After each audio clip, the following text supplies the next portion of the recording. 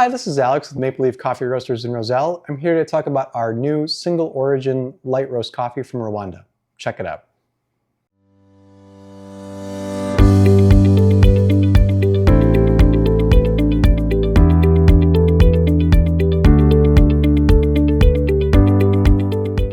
So this is a fun coffee for us because it is one of those first-time coffees. We've had coffee from Rwanda before. They've always done really well on the shelf.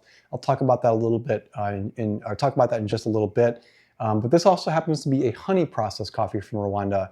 And whenever we have a chance to get a honey processed coffee, it's always something that I kind of leap at because I do really like coffees that are on the honey process spectrum.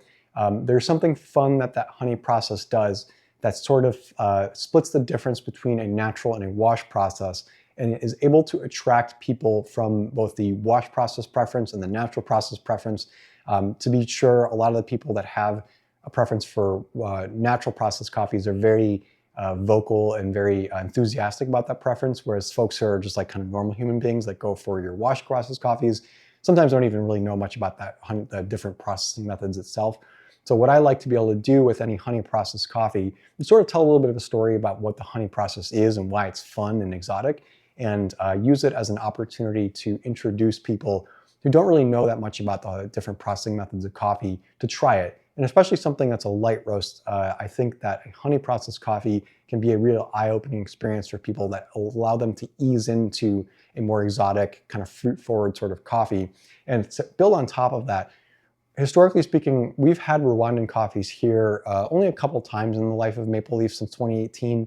But when we do have them in, I am able to generally find a lot of takers for these coffees that wouldn't normally go for an African coffee, especially an African light roast. Generally speaking, a lot of people, when they come into an artisan coffee roaster, they're expecting an African coffee, especially as a light roast, to be sharp, fruit forward, like a honey or just some sort of fruit berry or stone fruit sort of flavor set. And they'll usually expect it to have like a high level of acidity. Rwandan coffees for us have always been something that kind of splits the difference a little bit, that they are very familiar African flavor profile sorts of coffees. They'll have like that melon, kind of lemon, citrusy sort of hint to it, not in the same way that a Central American coffee does, but they will have that kind of toned down a few levels. So there are people that look for a really great African coffee flavor profile that will like this coffee because of where it's from, because of that processing method, because of the general flavor profile. But then I'll be able to find a lot of light roast drinkers or even just medium roast drinkers that are interested in trying light roast, where this won't be aggressive or sharp or really try to kind of assault their taste buds, so to speak, and be something that is scary to drink. So I like whenever we get a really good Rwandan coffee because it is something that I'm able to expand people's boundaries a little bit and get them to try something they might not normally do without some kind of convincing on my part or someone else's. So as I said, this is a coffee from Rwanda. It is actually grown in the outskirts of the one of their major forests there, is the Nyungwe forest, and it is a honey processed coffee.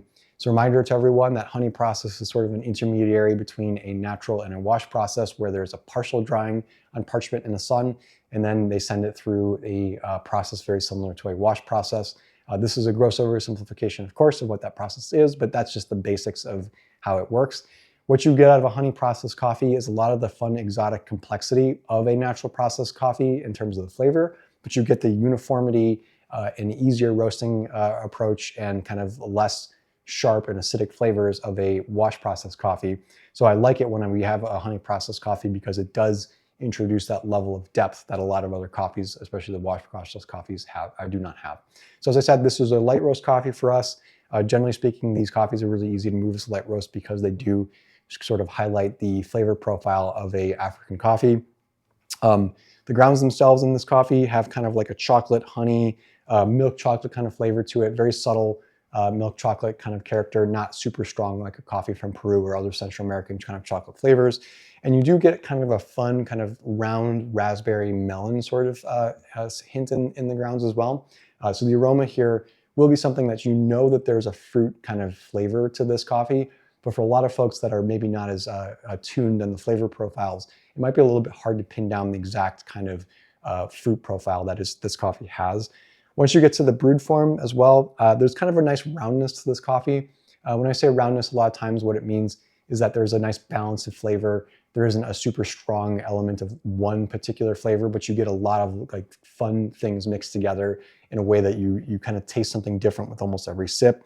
A very mild amount of acidity. If you're a person that can't take any acidity whatsoever, this is probably not the coffee for you. But it's not like a natural process Ethiopian coffee where it's just going to be assaulting in your face, really hard to drink. Those lemon kind of melon tints to it that are in the aroma of the grounds themselves are still there.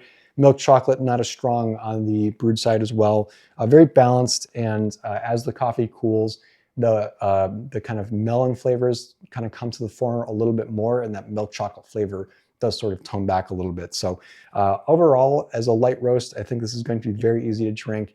Really great holiday coffee. If you are a person that is buying coffee for someone that wants to show them what something different, especially an African coffee, will taste like, this would be a really great coffee to kind of ease them into that kind of territory, and something that will not be too aggressive or intimidating to non-artisan coffee non-artisan coffee roast drinkers out there. So great holiday gifts. We will have this on sale all throughout the holidays, and I'm really looking forward to people giving this a shot, not only for themselves, but maybe consider this for a holiday gift in the 2025 season. So hope you're able to check out this coffee both in store and online to see what other new coffees that we have in stock. Just make sure to subscribe to our YouTube channel, and we will see you next time here for another new coffee video.